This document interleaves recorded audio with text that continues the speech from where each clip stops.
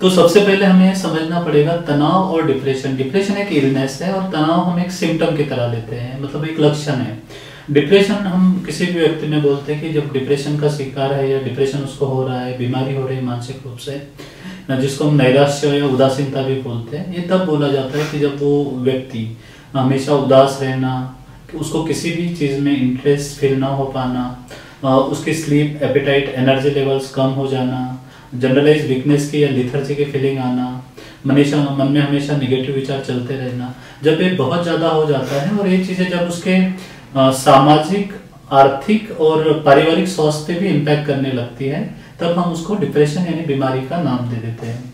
तो अगर हम इसका सही समय पे इलाज नहीं करते हैं तो डिप्रेशन जो है आगे बढ़कर इसमें हेल्पलेसनेस, होपलेसनेस और वर्थलेसनेस, जैसे कि कोई मेरी सहायता नहीं कर पाएगा या उस इंसान को फ्यूचर से कोई होप्स नहीं दिखती है या फिर वो अपने आप को वर्थलेस फील करता है, तो ये सब चीज़ें जो है इसके बाद उसमें फिर सुसाइडल आइडिएशंस आने शुरू हो जाते हैं। अब जो इंसान को कोई हेल्प नहीं कर पा रहा है या उसको लग रहा है कोई हेल्प नहीं कर पा रहा है इस बीमारी से निकालने में, या कोई होप नहीं है और खुद को वर्थलेस फील करता है, तो उसमें सुसाइडल थॉट्स आने लगते हैं। और फिर समय के साथ अगर सही समय पे उसका उपचार ना हो तो फिर वो सुसाइडल प्लान भी करता है। जैसे आपने काफ़ी रिसेंटली देखा होगा, कैफे कैफेडो के ओनर थे या और भी काफ़ी एक्ट्रेसेस है, पॉलिटिशियंस है, जिन्होंने सुसाइड की है डिप्रेशन के चलते हुए। तो ये काफ़ी गंभीर समस्या है। ऑलमोस्ट 33% लोगों में डिप्रेशन की बीमारी या इसके सिम्टम्स पाए जाते हैं।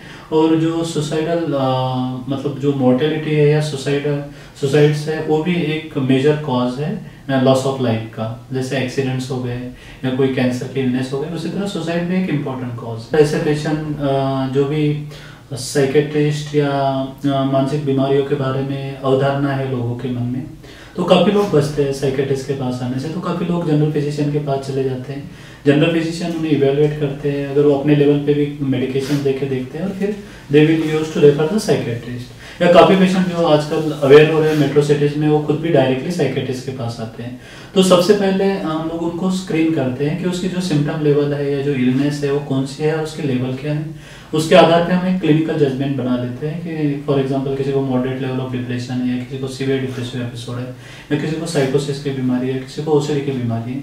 उसके बाद जो क्लिनिकल साइकोलॉजिस्ट होते हैं हमारे असिस्टेंट, उनके द्वारा उन्हें डिटेल में इवेलुएट करते हैं, जिससे एग्जैक्ट जो हमारी क्लिनिकल डायग्नोसिस है वो कंफर्म हो जाए या कोई अंडरलाइंग साइकोपैथोलॉजी तो पकड़ में आ जाए।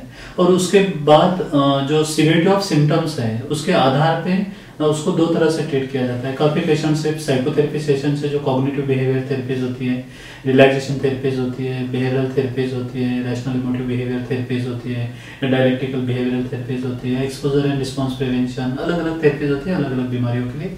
उससे भी माइल्ड टू मॉडरेट लेवल की इलनेसेस ठीक हो जाती है। और काफ़ी बीमारी जब मॉडरेट टू सीवियर लेवल की सिम्टोमोलॉजी होती है तो उसके लिए हम मेडिकेशंस भी चलाते हैं। और आज के डेट में बहुत सारे मेडिसिन्स इन बीमारियों के लिए उपलब्ध हैं जिनके साइड इफेक्ट भी ना के बराबर हैं। नॉमिनल साइड इफेक्ट्स होते हैं, कोई लाइफ थ्रेटनिंग साइड इफेक्ट्स नहीं होते। और जिन पेशेंट्स में दोनों चीज़ें चलती है उसमें आमतौर पे जैसे डिप्रेशन, एंजाइटी या ओसीडी है तो 6 to 9 मंथ्स तक as an average maximum number of patient अच्छे से रिस्पॉन्ड करते हैं और उनकी दवाई कम होकर फिर बंद भी हो जाती है। जैसे जो साइकोटिक केसेस है, रिलैप्सेस है, या बाइपोलर अफेक्टिव डिसऑर्डर्स है या डिमेंशिया है, इनमें थोड़ा लंबे समय तक मेडिकेशन चलती है। तो इसमें जो प्राइमरीली जो मेडिसिन यूज हो जाती है वो अलग अलग ग्रुप्स होते हैं। जो हमारे ब्रेन में जो सेरोटोनिन की लेवल होती है जो कम हो जाती है, या फिर डोपामाइन की लेवल अल्टर्ड हो जाती है, एपिनेफ्रिन, नॉरएपिनेफ्रिन, एंडोर्फिन्स होते हैं, तो उन लेवल को ठीक करने वाली मेडिसिन होती है, केमिकल्स होते हैं जो उसको ठीक करते हैं। तो इसमें जैसे SSRI हो गया, सिलेक्टिव सेरोटोनिन रीअपटेक इनहिबिटर, या SNRI या नासा, या अलग अलग तरह की मेडिसिन है। अगर कोई साइकोटिक है या बीपीडी है तो उनमें मूड स्टेबलाइजर्स यूज होते हैं, जैसे डायलप्रोक्सोडियम्स है, कार्बामेज़ेपिन, ऑक्सकार्बामेज़ेपिन।